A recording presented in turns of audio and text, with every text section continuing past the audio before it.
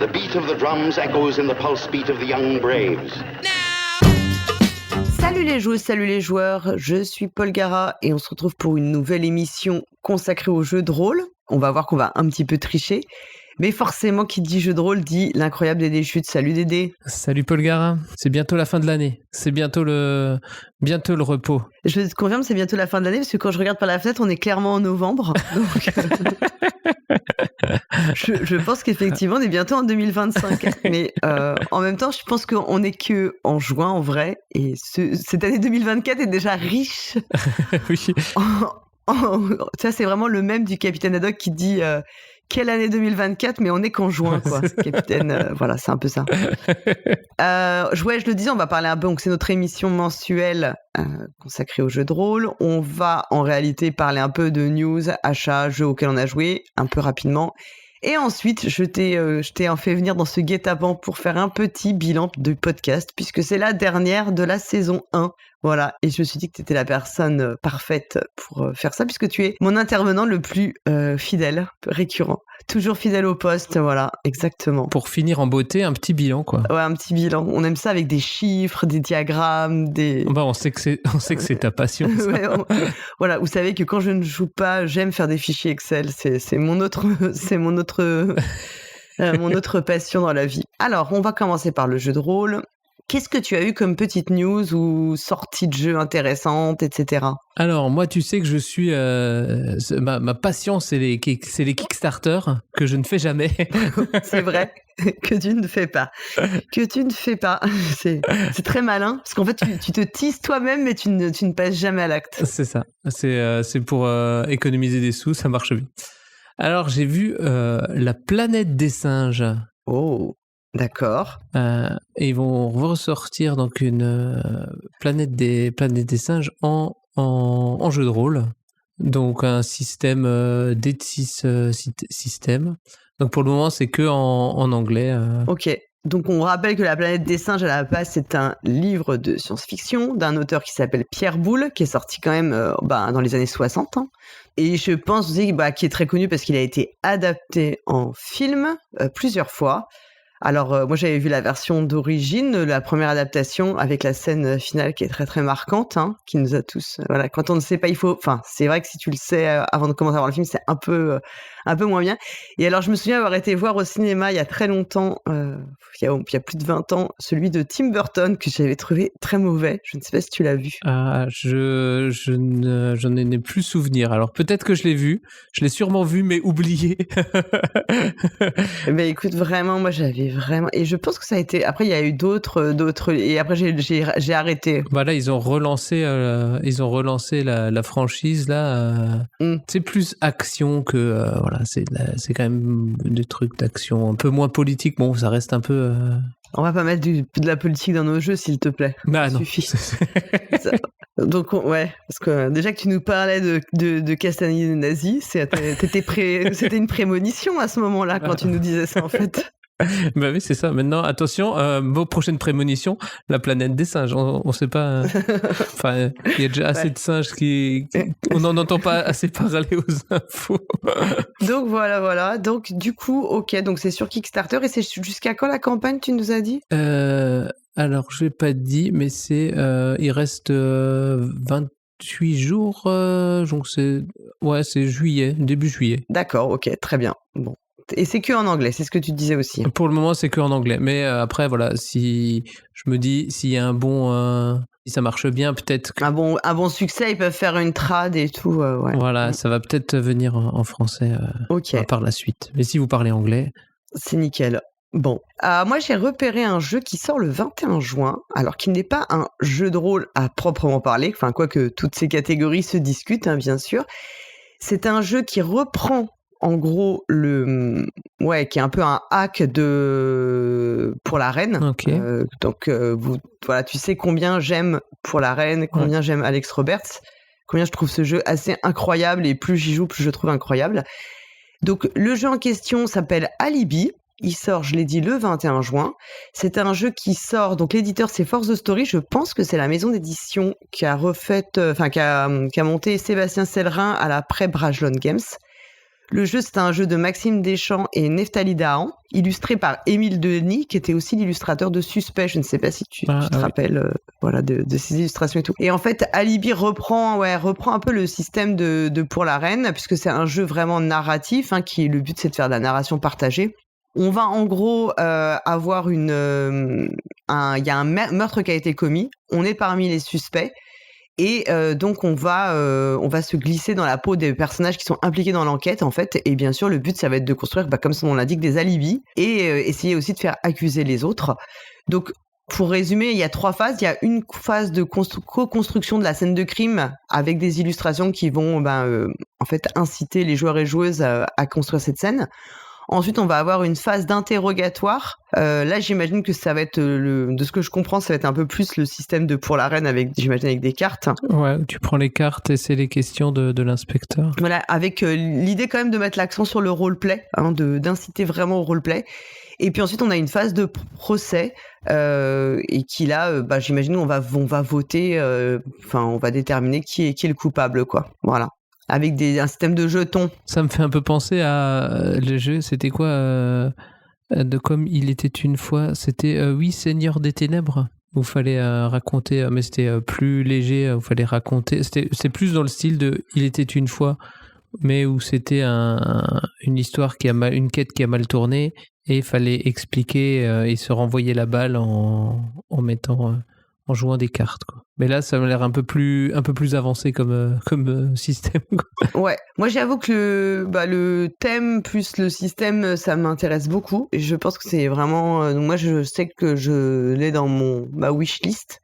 Donc j'ai vraiment hâte d'y jouer et puis on pourra en parler à la rentrée du coup. Bah oui. Si rentrée il y a, hein, si on n'a pas. on va voir le bilan et après le bilan on verra si on fait une saison 2. On va voir le bilan du podcast, le bilan des élections.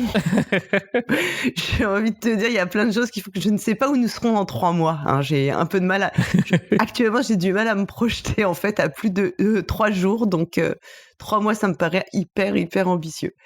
Qu'est-ce que t'as repéré d'autres choses encore? Moi j'ai repéré un jeu de rôle solo qui s'appelle Lignée Royale. Lignée Royale, on est l'historien royal et on va devoir conserver la trace de biographie des rois et des reines du royaume. Du royaume? Ah, c'est ton petit côté Stéphane Bern qui s'exprime. Voilà, ça.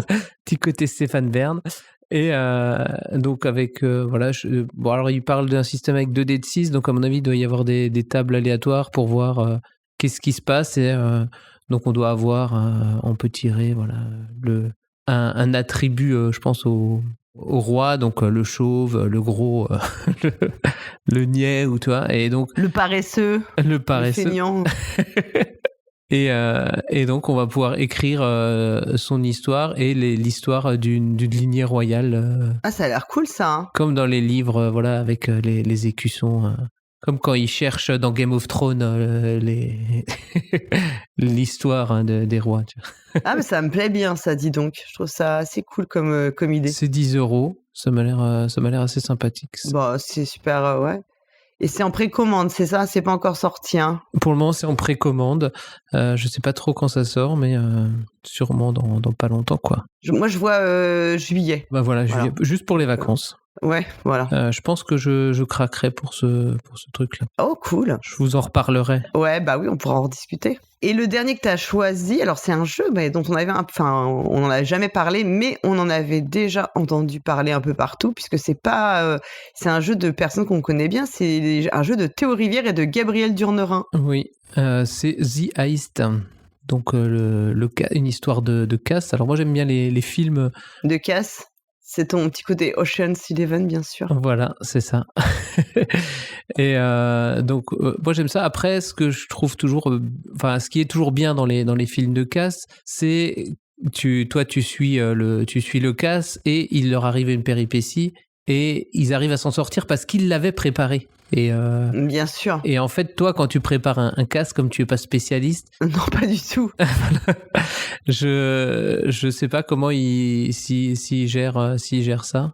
C'est juste ça qui me fait peur de dire, voilà, on prépare des trucs, parce que j'ai déjà fait jouer un scénario c'était dans Star Wars, où il fallait préparer un casse, et en fait, on voit que c'est pas facile de penser à tout quand... Eh ben, c'est un métier, monsieur, de faire des casses. Ben voilà, c'est ça. Non, mais voilà, on peut pas. Tu vois, si c'est notre premier casse, on va forcément, voilà, pas rater des trucs. Alors, j'avais entendu dans le podcast de la cellule qu'ils avaient, dans un certain jeu où ils faisaient comme ça un casse, il y avait un système de jetons où, quand tu prépares le casse, tu fais du roleplay, tu gagnes des jetons, et au final, après, quand arrive une péripétie, tu peux consommer un jeton. Tes jetons. Voilà, et pour dire, bah oui, j'y avais pensé parce que... Bah ça, c'est un peu comme le système du belonging outside belonging, où tu vas gagner des jetons si tu fais des choses qui mettent en valeur tes partenaires de jeu, et puis que tu vas les dépenser pour faire des actions qui sont impossibles en principe pour ton personnage, quoi. Ouais, c'est ça.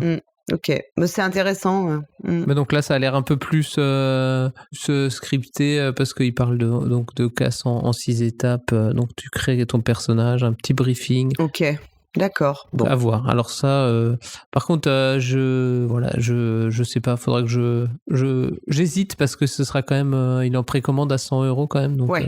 C'est pas, c'est quand même. Mon porte-monnaie tire un peu la tronche. Là, avec tout l'argent que t'économises de Kickstarter, regarde, tu t'es. Ah ouais, c'est ça. Voilà.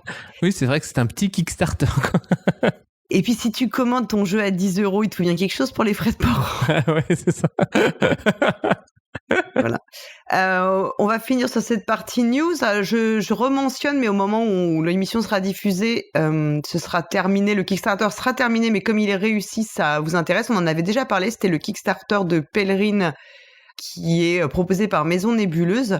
Alors en fait, le premier Kickstarter, la première version qu'ils avaient faite, n'avait pas fonctionné. Ils ont relancé le Kickstarter en revoyant un peu, j'imagine, la campagne, les objectifs, etc. Là, c'est financé.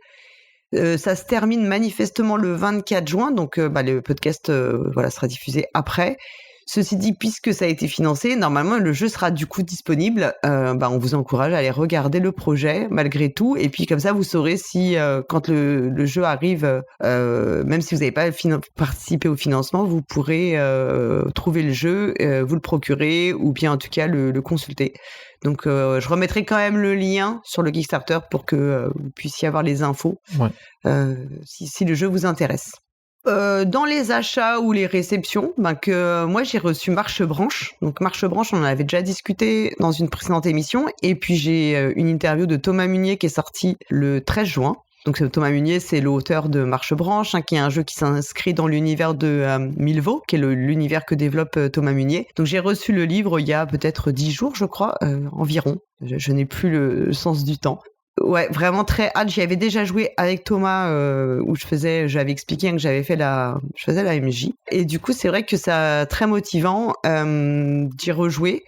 Et en plus, dans le billet de l'émission de l'interview de Thomas, il a mis beaucoup de liens. Il m'a fait une petite bibliographie super cool, et il y a notamment des liens pour tous les outils en fait pour les générer les tables aléatoires, qui sont une grande aide aussi pour ce qu'il appelle confidence, qui est le rôle de MJ dans le jeu, pour pouvoir générer des scénarios et des péripéties pour les PJ, quoi. On continue sur les découvertes. Oui. Alors, à quoi tu nous as fait jouer il y a 2 jours, Dédé ? Alors, je vous ai fait jouer à une nouveauté, Donjons et Dragons. Non, c'était pour les 50 ans. C'est un jeu qui vient de se lancer, c'est ça que tu m'expliques ? Oui, c'est ça. Un petit jeu indépendant. Non, mais non, c'est comme ils disent sur leur livre, le plus grand jeu du monde. C'est un peu mégalo, mais c'est peut-être pas vraiment faux que il y a beaucoup de choses. Je pense que c'est pas faux, mais c'est pas une grande preuve d'humilité de le dire comme ça. C'est ça. Donc on a commencé le scénario des dragons de l'île aux tempêtes. Du kit d'initiation. Ouais, en fait, quand ils ont sorti la V5, donc on joue avec la V5 de Donjons et Dragons, ils ont sorti 2 kits d'initiation. Donc, si je dis pas de bêtises, la première, c'est les mines perdues je ne saurais pas le nom en français. c'est Lost Mines of Highlander, je crois.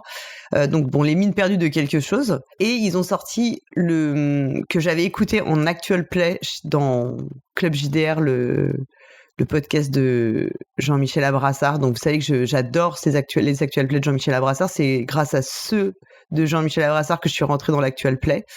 Et il le fait avec son fils, et c'est tellement drôle parce que les enfants, son fils qui doit avoir 12 ans, quelque chose comme ça, 11-12 ans, il fait parfois des choix improbables et c'est excellent quoi à écouter. Et là, tu vois, tu nous as fait jouer, du coup, comme je connaissais toute l'intrigue, c'était pas très drôle. Oui. Toi, on a fait le deuxième kit d'initiation, effectivement, les dragons de l'île aux tempêtes. Oui, voilà. Sur cette première session, qu'est-ce que toi, en tant que MJ, t'as retenu ?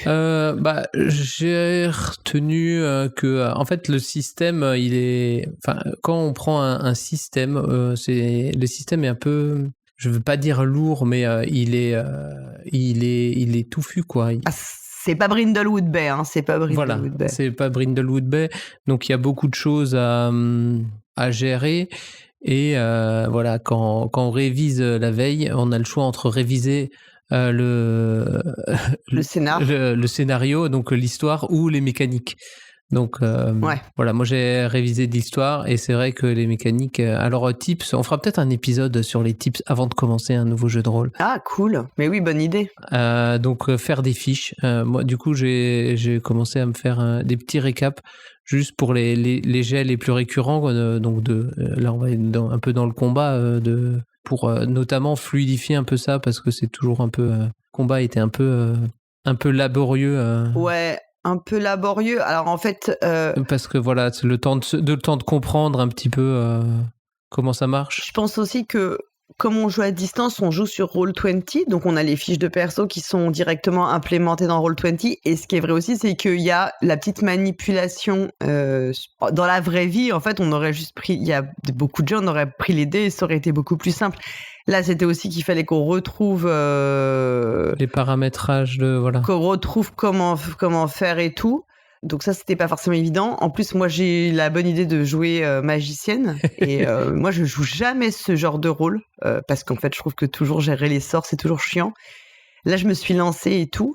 Et effectivement, on a un peu galéré au tout début pour comprendre comment ça fonctionnait. Bon, on s'en est sorti, hein, bien sûr. Oui, c'est pas non plus très compliqué, mais le temps de se remettre dedans, c'était... voilà. Et sinon, voilà, après, c'est une ambiance un peu... voilà, c'est du médiéval fantastique. Hein. Oui, voilà. Moi, ce que j'aime bien, et j'ai l'impression que c'était ça qui est souvent le cas, c'est que quand tu commences, en fait, t'as plein de quêtes possibles. T'as pas juste une histoire, t'as un fil rouge et une histoire principale, mais t'as quand même plein de quêtes, à côté que tu peux aussi faire. Que je trouve ça, j'aime bien cette idée qu'on retrouve dans beaucoup de jeux de rôle, qu'on retrouve dans beaucoup de jeux vidéo.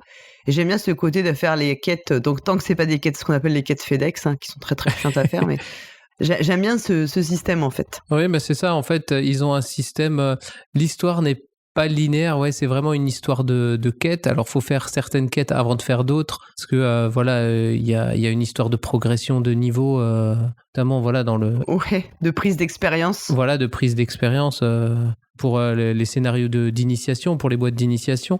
Mais voilà, donc chaque joueur a une petite quête perso. Il y a plusieurs quêtes dans l'histoire et on peut les faire dans l'ordre qu'on veut.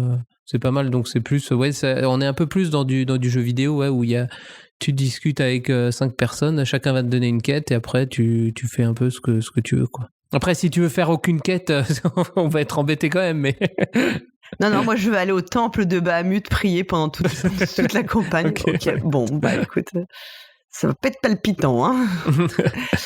Oui, effectivement, en fait, les quêtes secondaires sont là en fait pour te permettre de monter en expérience, d'être plus puissant pour faire la quête principale. Hein, bien, c'est toujours comme ça. Voilà, ça fonctionne, ouais. Moi, j'en profite parce qu'en parlant de Donjons et Dragons, moi j'avais joué que finalement, je me rends compte que ça faisait très longtemps que j'y avais pas joué. J'ai surtout joué à la première édition. Et je le dis, voilà, il y a un scénario que j'ai prêté à quelqu'un qui ne me l'a jamais rendu, qui s'appelle Le Château d'Ambreville. Et c'est un peu un de mes rêves d'y jouer, de faire ce scénario. Je ne sais pas si quelqu'un qui l'a ou qui a envie de le faire jouer m'écoute. il fasse un message via les commentaires ou que sais-je, ou dans le Discord. Et puis, parce qu'on a mis en place un petit Discord. Et faites-moi signe, parce que franchement, je pense que c'est un de mes rêves, j'allais dire d'enfant, mais oui, en fait, de jeunesse. Ouais. De jeunesse, on va dire. Ouais, c'est vraiment un de mes rêves de faire ce scénario un jour, quoi. Ok, écoute, je vais voir s'il est sur eBay. Je crois qu'il est hyper cher, le module, hein, si tu veux le... Première impression 1986. Ouais, voilà. J'ai dû l'acheter en 88, peut-être dans la fin des années 80, ouais. Sinon, tu peux aller dans le Val d'Oise. Il y a le château d'Ambleville, c'est pas près à une lettre près. Et en fait, de mémoire, le château d'Ambreville, il y avait un petit côté, ambiance, je sais pas, c'est pas Mythe de Cthulhu parce que ce serait pas ça, mais c'est à l'Averogne de Clark Ashton Smith. Je pense que je ne dis pas de bêtises. Oui, c'est ça. Je sais pas si tu avais lu les bouquins, et qui est une sorte de France un peu, c'est un peu le centre de l'Aveyron, c'est une province un peu imaginaire française, un peu médiévale et tout, assez glauque. Et de mémoire, le château d'Ambreville, ça reprend un peu cette ambiance, quoi. Donc ça m'a toujours ça m'a toujours intrigué, et j'aimerais vraiment faire ce scénario. Ok, écoute, on va... Si nos auditeurs l'ont... Et puis sinon, pour l'anecdote, on a déjà parlé du festival de jeux de rôle qui aura lieu à Senlis fin septembre. Et dans ce cas-là, on a fait une première, on a fait une sorte de soirée dans l'un des lieux qui sera utilisé, donc l'abbaye Saint-Vincent. Et puis j'ai testé le petit scénario de Brindlewood Bay que j'ai adapté à l'ambiance Senlis. C'était Meurtre au musée d'archéologie. Très drôle parce que donc je joue forcément, et une des participantes, elle travaillait à ce musée. Ça l'a beaucoup fait rire. Voilà. C'était assez amusant, ouais. On a fait le tour pour les news, achats, actualités, jeux, etc. Oui, je pense que là, on a fait le... On passe sur la partie bilan du podcast. On peut faire ça. Vas-y, raconte-moi tout ça. Tu vas me dire ce que t'en penses. J'ai noté qu'on avait posté 42 émissions. 42, hein, forcément, c'était fait exprès, bien sûr. C'est-à-dire une émission toutes les semaines depuis le début, sauf il y a eu, je pense, 2 semaines où il n'y a pas eu d'émission. Où il y a eu juste des articles écrits qui sont sortis sur le blog. Mais voilà, 42 émissions. Ces 42 émissions, c'est 23 interviews avec 24 participants, puisqu'il y en a une interview où ils étaient 2. On triche un peu. Et en revanche, je n'ai eu que 3 personnes, 3 femmes, 3 autrices dans les 24 participants, dont 2 autrices de jeux de rôle. Voilà, donc je pense que par rapport aux jeux de société, dans le jeu de rôle, les femmes sont beaucoup mieux représentées. Donc c'est vrai, clairement un point qui me fait un peu chier, hein, pour parler poliment. Donc ouais. C'est vraiment, je me dis, c'est vraiment dommage. Et c'est aussi de mon fait, hein, c'est parce que je réfléchis pas bien non plus forcément à être plus diversifiée dans mes participants, participantes. Il y a eu 9 émissions de JDR. Avec une seule et unique personne comme intervenant, un certain Dédé Schutz. Franchement. Personne d'autre veut parler avec toi de jeu de rôle, c'est ça? Ou tu as choisi le meilleur? On ne sait pas. Mais j'ai choisi le meilleur parce que déjà, tu as des initiales qui font DD, donc comme les dés qu'on lance, comme Donjons Dragons. Je pense que c'était écrit. Il y a eu 6 émissions consacrées à des retours de festivals. Alors là, pour le coup, c'est un peu mieux parce que j'ai eu 3 participantes et 1 participant. Donc, j'en profite pour faire un coucou à Dani, Mad, Elodie et Zéphiriel, donc avec qui j'ai fait ces retours. On a fait l'émission rétrospective avec Flavien, la plus longue, je pense, forcément. Fleuve. C'est avec Flavien, c'était obligé. Il y a eu 3 émissions qui parlaient plus de jeux, de mécanique, donc avec 3 participants différents. Donc, une émission consacrée aux jeux d'enquête avec Zéphiriel. Et puis 2 émissions consacrées aux jeux de pli, jeux d'escalade, jeux de défausse, avec Flavien et Isobretnik. Voilà, eux, il y a eu 2 émissions consacrées, donc ils sont revenus à chaque fois. Ok. Voilà. Donc ça, c'était un peu pour la composition. Pour l'année prochaine, je pense que on va conserver un peu tout ce qui est là, je viens de dire, l'idée, c'est quand même de le conserver. Je réfléchis à un autre type de format, c'est pas très abouti, mais voilà, donc je vais pas trop en parler pour l'instant. Mais si t'as des idées, lâche-toi, hein, profite. Hein. On essaye d'avoir des idées. Donc ouais, je réfléchis un peu. J'aime bien les émissions aussi sur les mécaniques de jeu. Donc ça, j'ai des idées pour en faire d'autres. Bon, la rétrospective, c'est un peu facile à faire et c'est toujours cool. Les retours de festival, c'est pareil, c'est assez facile. Les émissions de jeux de rôle aussi. Les interviews, bah après, c'est juste l'organisation. Mais ça, j'ai toujours une liste de personnes potentielles assez fournie, mais j'aimerais bien qu'elles aient un autre type de format. J'ai réfléchi. C'est pas encore plus abouti. Bah, les émissions que tu avais fait avec Bruno Feduti et Théo Rivière sur leur jeu. Oui, c'est vrai. En partant de jeu, c'était pas mal ça. Ouais. Le point de vue. Ouais, ça j'aimerais bien continuer, ouais. Mais ça, c'est des émissions que j'aimerais faire que en présentiel. Donc ça veut dire être avec les personnes. Donc c'est un peu plus difficile à mettre en place. L'avantage là, c'est que j'avais l'occasion j'étais avec de voir Théo Rivière, donc c'était facile à organiser. Mais en fait, c'est plus ça qui va être compliqué. Ça va être l'occasion d'avoir le créneau physique, quoi, pour le faire. Tu veux un petit point sur les écoutes ? Ah, je veux savoir, oui, si on est écouté ou si on parle dans le vide. Ouh, il y a quelqu'un ? Alors, écoute. Non, il n'y a personne, pardon. Alors, écoute, au 13 juin, puisque je me suis arrêtée au 13 juin, je suis obligée. Du coup, je suis allée voir les statistiques d'écoute, ce qui m'a permis de faire un fichier Excel. Donc, en fait, c'était très cool pour ça. J'ai dénombré 28 705 écoutes en tout. Je n'ai aucune idée pour te dire si c'est bien ou pas bien. Je n'en sais rien, je n'ai aucun comparatif et en toute honnêteté, je m'en fous un peu. Voilà, c'est toujours, ça fait toujours plaisir quand tu as des retours positifs, ce que tu fais, forcément, pas dire le contraire. Mais j'ai envie de dire, je m'en fous du nombre d'écoutes. C'est pas ça qui nous fait... Non, c'est pas ça qui nous anime, clairement. J'ai coutume de dire que même s'il y avait 3 pèlerins qui écoutent, c'est très bien aussi. Voilà. Non, mais 28 000 écoutes, c'est pas mal. De toute façon, on verra l'année prochaine combien on a fait par rapport à cette année. Voilà, c'est ça. Ouais, on est obligé de faire du coup une deuxième saison. Voilà. Alors l'émission qui a eu la meilleure écoute, forcément c'est la rétrospective 2023, ça c'est l'effet Flavien bien sûr. Bien sûr. C'est 1478 écoutes. C'est les gens qui voulaient votre avis sur les meilleurs jeux. Notre tour, ouais. Ça c'est fou comme ce genre de format en général. Je comprends que c'est des formats qui marchent toujours bien. Et la moyenne des écoutes c'est 736 écoutes par épisode. Non, c'est pas mal. Aucune idée. Je te dis ça, je n'en sais rien. On commence. Voilà, c'est pas, on va pas faire le million tout de suite, quoi. Ouais, non. Puis voilà, on va revenir après dessus, mais comme en fait rien n'est monétisé, ça ne rapporte rien. J'ai envie de te dire j'ai pas d'objectif d'écoute pour gagner de l'argent ou faire quoi que ce soit avec. C'est ce qui est aussi très confortable pour nous, puisque ça nous permet de faire les choses comme on en a envie, sans se poser de questions. Autre que celle que bien sûr, on écoute les retours qu'on a dans les commentaires ou bien sur le Discord ou n'importe quoi. Il y a pas de souci. Mais disons qu'on n'est pas, nos choix sont jamais guidés par un impératif commercial quel qu'il soit. Bon, on va parler un peu d'argent. Alors, ça va aller vite. J'ai l'impression que là, on fait, tu sais, le PNL du podcast.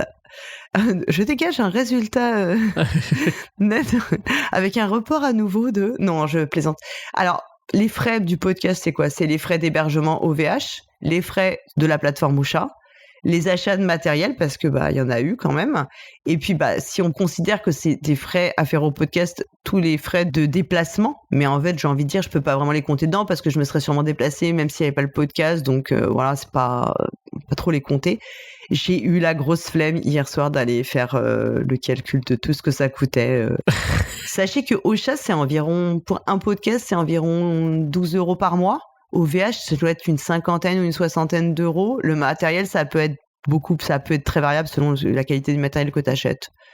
Voilà. Et pour les rentrées, ça va aller vite, puisque sur les conseils alors je sais plus si c'est toi qui m'as fait ouvrir le Buy Me Coffee. Ouais, je crois que je t'avais lancé là-dessus. Le Buy Me Champagne que j'avais ouvert, pour tout dire, j'ai dessus 228 €. En fait, c'est ultra cool. Ça paye l'hébergement au chat. Voilà, largement. Puis je pense que ça paye, ça doit payer aussi avec OVH. En fait, tous ces coûts-là sont couverts. Alors, en vrai, 228 €, c'est l'argent qui a été versé. Ce n'est pas l'argent que, si je retire les sous, je toucherai, puisque, bien sûr, on leur paye une commission à ces gens-là. Voilà. Moi, franchement, je sais que je fais pas une publicité de ouf pour je le dis pas systématiquement, je reviens pas dessus. Donc, je pense que c'est un peu par hasard que des gens sont allés donner des sous parce qu'ils l'ont entendu à ce moment-là, etc. Je fais pas d'appel aux dons. Pareil, si vous me donnez des sous, c'est super et je remercie vraiment énormément toutes les personnes qui ont donné. Alors, voilà, dont mon premier contributeur, un certain Dédé Chutes, décidément. Il est sympa, ce Dédé Chutes, ça. Mais qu'est-ce qu'il est cool. Mais il y a plein d'autres. Alors, j'ai pas fait la liste. Peut-être que c'est bien, pas bien. Je sais pas. Je sais qu'il y a des gens qui aiment pas forcément qu'on le dise. Donc, si vous voulez qu'on fasse la liste des donateurs, vous me dites si vous trouvez que c'est cool de le faire ou pas. Je sais pas, mais en tout cas, je remercie toutes les personnes qui ont donné de l'argent. Si vous pensez que le podcast vaut le coup, n'hésitez pas. Si vous n'avez pas de sous, ne donnez pas, surtout, ne jamais. Encore une fois, c'est qu'un petit bonus pour moi. Je le vois pas du tout comme une finalité. Donc voilà, mais c'est cool, toujours cool quand même quand je reçois un petit message pour dire qu'il y a des sous qui sont arrivés. Ça me fait je trouve ça toujours extraordinaire, quoi. Les gens ont envie de me donner. Et puis sinon, un truc très cool quand même, c'est que le podcast est arrivé quand il y a Silence on joue a fait ses Silence d'or, je pense, donc en décembre. Il y a une rubrique meilleur podcast jeu de société, je pense, et écoute, le podcast est arrivé deuxième, ex aequo en plus avec un autre excellent podcast qui s'appelle Analysis Paralysis. Deuxième dans tous les podcasts, 2 fois, pas mal. Deuxième 2 fois. Et voilà, j'ai trouvé ça très cool parce qu'en fait, à ce moment-là, le podcast, ça devait faire 3-4 mois qu'il existait, donc c'est vraiment super, quoi. Ça fait énormément plaisir et tout. C'était une belle mise en lumière aussi, mais ça veut dire qu'en plus c'était un vote, du public, donc c'est le public qui t'a amené jusque là, quoi. Donc au niveau des écoutes, on sait pas, mais là au moins les gens on vient voter. Ouais, on fait le choix de voter pour le podcast, ouais. Donc ça c'était cool. Après, je leur dis, pour les émissions, tous les choix ils sont faits sans aucune pression. Voilà, j'ai fait le choix de pas faire d'émissions de revue d'actualité de jeux, pour plein de raisons. D'abord parce qu'il y a beaucoup trop de sorties, que moi je fais pas ça à titre pro, mais à titre purement amateur, et donc je peux pas jouer à autant de choses et passer autant de temps sur toutes les nouveautés. Et en plus parce que je pense que j'ai l'impression que c'est vite essoufflant de courir après la nouveauté. Ouais, oui, faut courir, faut pas acheter les jeux, y jouer, y rejouer parfois, faire un avis. Si tu fais pas que ça, c'est compliqué, quoi. Ouais, c'est fatigant. Je fais aussi le choix de pas recevoir de jeux. Voilà, je le redis, je ne fais pas de partenariat rémunéré, pas de réception de jeux. Les quelques fois où c'est arrivé, parce que c'est déjà arrivé bien sûr qu'on m'offre des jeux, c'était plus des cadeaux à titre personnel et amicaux de personnes que je connais très bien. Et c'était pas dans un cadre en tant que média en tout cas. Ouais, pour en faire une review et tout ça. Ouais. Ce qui permet de choisir les gens comme j'en ai envie. Et c'est pour ça aussi que j'essaye de choisir des invités qui sont pas forcément les personnes qu'on voit ou qu'on entend le plus, histoire de donner, que ce soit un peu plus intéressant et d'apporter autre chose. Parce que si on fait tous la même chose, c'est pas palpitant, quoi. Donc forcément... Et puis même, tu fais pour Bruno Feduti, qu'on a déjà beaucoup entendu. Ah oui, voilà, c'est ça, exactement. C'est la seule exception. Mais voilà, mais tu l'as interviewé sous un autre prisme, donc ça change vraiment du truc, quoi. Ouais. Oui, c'est le seul cas où, effectivement, puisque Théo Rivière et puis Bruno Feduti, c'est des gens qu'on a l'habitude d'entendre et tout. Mais comme là, l'idée, c'est d'avoir vraiment un autre angle qui n'est pas une interview classique. Bien sûr, l'idée, c'est d'aborder aussi leur travail, mais sous l'angle des jeux qui les ont inspirés, quoi. Ouais, c'est comme on en apprend un peu plus sur eux, mais autrement qu'en posant des questions dont on a tous la réponse. Au moins là, on dit mais tiens, il joue à ce jeu, il aime ce jeu-là aussi comme moi, donc on peut. Et je trouve que c'est marrant de voir comment certains jeux ont pu influencer leur travail. Parfois, on voit pas fort. Enfin, les liens sont pas toujours. Parfois, c'est une idée d'un jeu qui va déboucher sur un autre jeu, etc. Et c'est ça que j'aime bien aussi cette idée de cheminement, en fait. Pour le jeu de rôle, c'est vrai qu'on essaye aussi mais pareil, on parle de ce à quoi on joue, mais on essaye aussi de parler de jeux de rôle plus indés. Qui sont pas forcément connus, notamment des joueurs et joueuses de jeux de société, qui, tu vois, peut-être s'intéresseront moins à l'univers du jeu de rôle, qui n'ont pas forcément connaissance. Mais c'est aussi parce qu'il y a il y a quand même une production en France indé de jeux de rôle qui est assez incroyable et puis qui apporte beaucoup de choses en fait, qui est très créative. Donc c'est vraiment l'idée aussi. Les retours de festival, ça, j'avoue que c'est des moments un peu bonbons parce que c'est des retours très à chaud, donc avec une seule partie dans les pattes, pas forcément dans les bonnes conditions. Donc il faut toujours mettre de pincettes sur ce qu'on en dit. C'est pour ça que je l'assimilerais pas du tout à de la revue, parce qu'il n'y a pas de...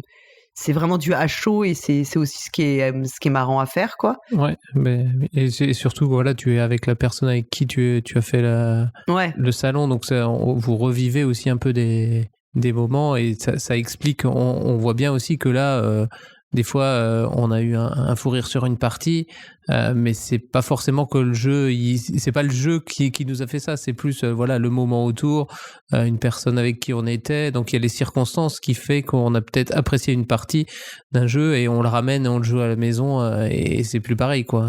Ouais, tout à fait, c'est pas exactement le même ressenti. Et puis j'aime bien faire les émissions aussi sur les types de jeux, les mécaniques comme on a fait avec sur les jeux d'enquête ou les jeux de pli.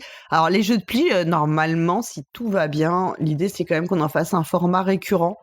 Là, on a fait un gros tour d'horizon des jeux. L'idée, c'est vraiment de partir sur un format qui serait plus lié à l'actualité.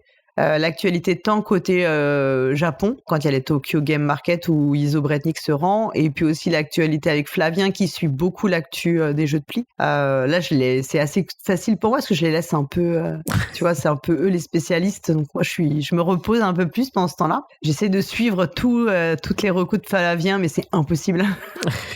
Donc ça, c'est vrai que on pense que ce sera peut-être un format récurrent. Je sais pas quelle fréquence avoir. Et puis sur ce type de format, il y a plein de choses encore possibles à faire, hein, donc je sais pas si tu avais autre chose que tu voulais dire ou pas du tout. Non, on peut remercier nos auditeurs des petits messages aussi qu'ils nous laissent. Alors on en reparle pas forcément dans les émissions suivantes, mais on va quand même toujours voir les commentaires. On essaye d'y répondre si ça demande réponse, quoi. C'est vrai, on lit pas les commentaires parce que par exemple les commentaires sous une interview, ça paraît très bizarre d'en parler dans le format sur le jeu de rôle. Bon, on le fait pas. En tout cas, tous les commentaires ils sont lus. En général, on essaye toujours de répondre. Voilà, donc merci beaucoup à toutes celles et tous ceux qui ont écouté, qui ont apprécié, qui ont envoyé des messages de soutien.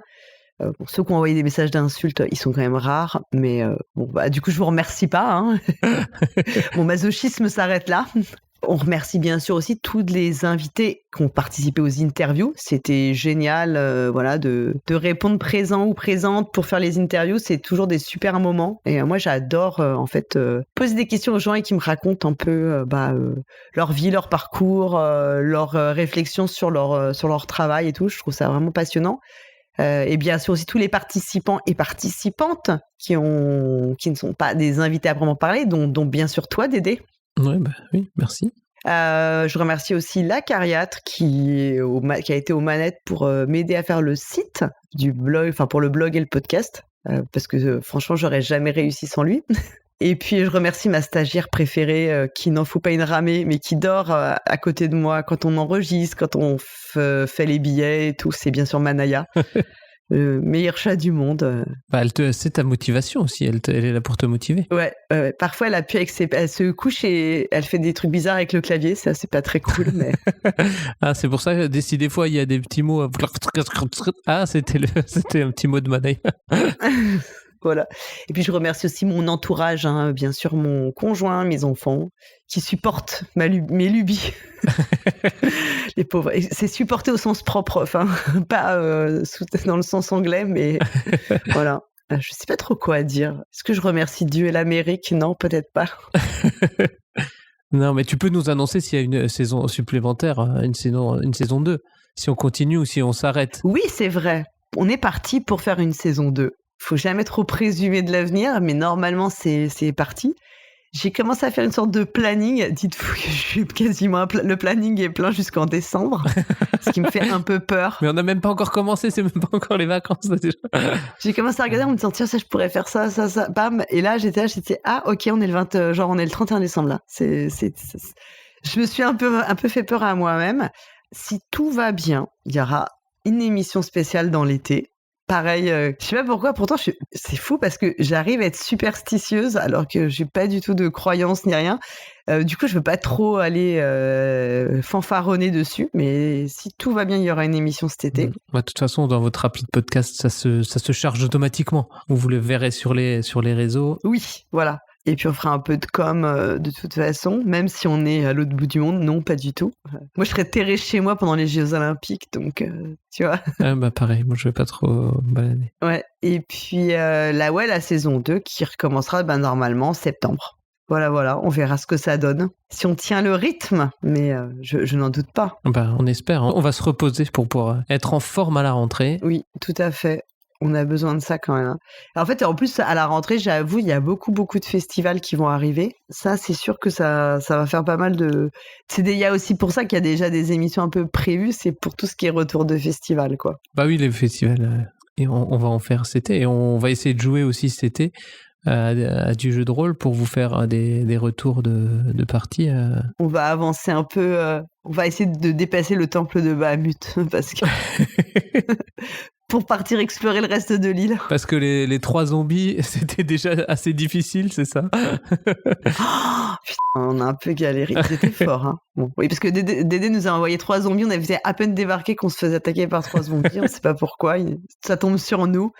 Écoute, je pense qu'on a fait un bon tour d'horizon. Si vous avez des questions, vous n'hésitez pas. On sera dans la transparence totale. Surtout financière parce qu'il y a quand même rien à dire, donc c'est bien. Voilà. Si vous avez des invités aussi, des gens qu'on n'entend pas et que vous aimeriez bien entendre. Ah oui, mais on est preneur de suggestions, bien sûr. Tout à fait. Ouais, vraiment, n'hésitez pas. Et puis, on vous embrasse tous et toutes très fort. C'était bien cool. Merci beaucoup à l'accueil que vous avez fait au podcast. Et puis... Voilà, on se revoit bonnes vacances, on se revoit en septembre. Bonnes vacances? Oui, on se revoit en septembre. Si on n'a pas fui la France d'ici là, mais je dis des trucs horribles. Non, ça n'a... Le podcast peut continuer, même depuis l'étranger, hein, depuis Londres. Ouais. Oui, c'est ça. On va aller se planquer à Londres. Putain, oh, quel enfer, mon Dieu, c'est horrible. Ouais, voilà. On vous embrasse tous et toutes. On vous souhaite de bonnes vacances, je l'ai déjà dit. Profitez-en. Et puis, on se retrouve à la rentrée alors. Ok, allez, ciao. Salut Dédé.